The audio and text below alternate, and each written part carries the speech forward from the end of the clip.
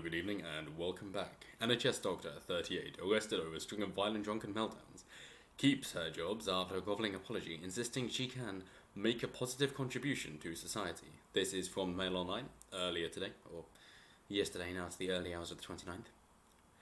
Dr. Roisin Hamilton, 38, avoids being struck off for a string of drunken assaults, incident starting in 2015 when she bit a police officer while drunk in Glasgow. She then attacked a Glasgow airport worker and her then husband in 2016. Hamilton was caught drink driving in 2017 and assaulted two more police officers a year later while drunk at a shopping centre in Northern Ireland. She apologised and vowed to make positive contributions to society. This is a lovely example of a double standard as far as I'm concerned, and I know that you're probably going to bring up Brooke Turner, say, oh yes, well, what about him? Because he was only given a 6-month prison sentence. Yes, and the judge responsible for that was struck off. There was a petition and he was recalled. The first Californian judge in 85 years to have done so. People disagreed. Fair enough. Gotcha. Or you might bring up David Becker, who was also 18 and purportedly fingered two girls who were asleep at a party who were also 18 while they were asleep. And he got 2 years probation, and that's because he pled down guilty to battery of somebody over 14 years old and got probation for just 2 years because the original case of sexual assault would have been too difficult to prove and he might have got away scot-free. That's unfortunately how the legal system works, especially with regards to sexual assault. We do know how terrible false sexual allegations are and that they can take years to be disproved, and in the meantime somebody might have lost their house because they've lost their job due to the investigations into them. Then don't have a house, they don't have a job, and it's very difficult for them to get their life back on track. They basically said, oh yes, well, you're acquitted, so get back to work, and they can't. And you might also think, well, this is similar to Lavinia Woodward, the Oxford student too bright for prison, who was spared jail for stabbing her boyfriend in the leg. Might I add, she stabbed her Cambridge University boyfriend in the leg with a bread knife while being under the influence of drugs and alcohol.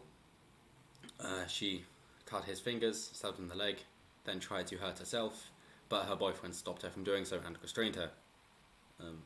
Bloody hell, man. Good effort. There you go. In a rage, she was said to have thrown a laptop at him before stabbing him with a knife, also injuring 2 of his fingers. Woodward then tried to stab herself with a knife before he managed to disarm and restrain her. Well done. And of course, she did not receive any prison time either. So there we have it, both sides. 2 for 2, if you will. So let's get more into this, as this is a new story. NHS haematology, blood expert Dr. Roisin Hamilton, 38, was repeatedly arrested for assaulting police officers, airport officials, and even her own husband between 2015 and 2018. Mother of two was suspended last October, but a medical practitioners tribunal service disciplinary panel decided against striking her off after she admitted her actions were abhorrent and vowed to make up for them.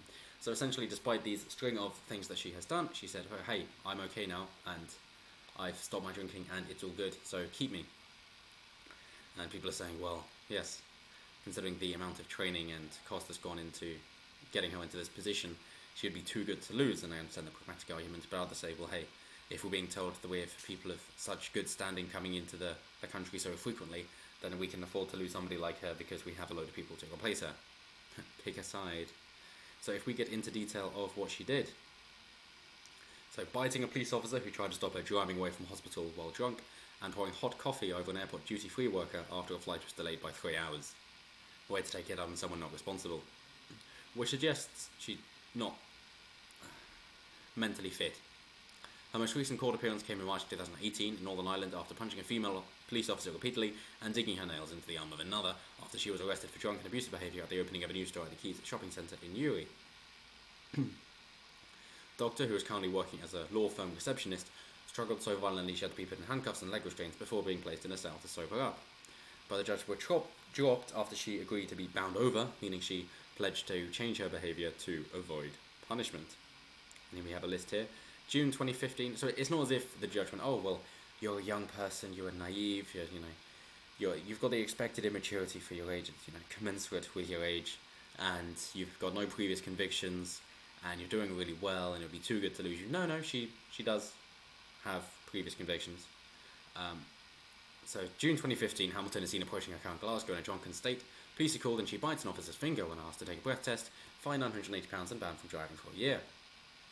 Less than a year later, March 2016, she's seen stumbling on the duty-free area at Glasgow Airport, becomes aggressive and violent when challenged to throw coffee over a member of staff. August 2016, so just a few months later, Hamilton assaults her then husband after a drunken row and tries to force her way into the house in East Dunbartonshire, Scotland, after being thrown out. She admits assault and threatening behaviour charged over both incidents and is handed 200 hours of unpaid work and a 12-month supervision order. August 2017, Hamilton is arrested for drink driving after crashing into a fence in wheelie bins in Armagh, North Ireland. She was found to be 5 times the limit. Oh, so we like about Scottish people. Okay, no. And was fined £300 and banned from the roads for 18 months. And most recently, March 2018, Hamilton is found drunk and slumped on the floor at Keys Shopping Centre in Newry, Northern Ireland. When police try to remove her from the scene, she scratches one officer, then punches another repeatedly while in a squad car. Charges of assault were dropped after she agreed to be bound over to keep the peace. And the main reason this has been is that she has said, oh, she's deeply deeply sorry, she understands what she did wrong, and therefore the judge said, oh, well, because you have shown great awareness in what you have done, there we go, it was impressed by the insight demonstrated by Dr. Hamilton into the underlying causes for her misconduct and the impact of her behaviour on others. She has taken responsibility for her conduct and has been realistic, open and frank in her evidence. She has made detailed expressions of regret and apology. The tribunal accepted that those expressions are entirely genuine. So she basically knows what to do when people are watching, but when she thinks people aren't watching, she then stops. I'm not going to say that's the mark of a sociopath, but it fits quite nicely. So at least she's intelligent. The senior partner of the law firm where Hamilton has been working also spoke on her behalf in a statement to the tribunal, saying, Roisin has described to me her profound regret at the harm her behaviour has caused in the past, both to her profession and to the public. All indicators show objectively that Roisin has gained complete insight into the serious situation which occurred over the 11th time. She has a settled resolve that such situations will never reoccur. I wonder how many times she's said that before, considering that she has had repeated convictions. That's why this is making the news now, and that she has kept her job and is not being imprisoned at all. And the comments are basically saying the same sort of thing, that, you know, that there's been a lot of effort put into training her, so keep her, and if we're receiving so many good people, then why does it matter if we keep her or let her go? But as always, what do you guys think? Am I wrong?